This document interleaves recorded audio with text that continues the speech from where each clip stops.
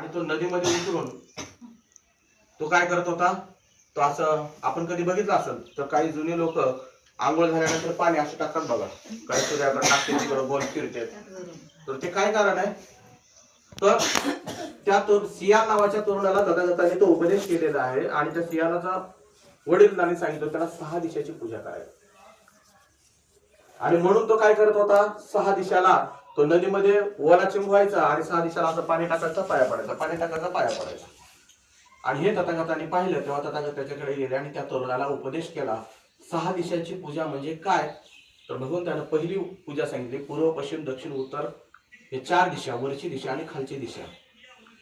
बरोबर, म्हणजे पूर्व दिशा ही आई वडिलांची दिशा आहे. म्हणजे तिथं आपण 5 प्रकारे आपल्या आई वडिलांची पूजा केली पाहिजे, त्यांची सेवा केली पाहिजे. तेव्हा 5 प्रकारांनी आपले आई वडील आपल्या पुत्र किंवा पुत्रीवरती उपकार करत असतात किंवा त्यांची देखभाल करत असतात.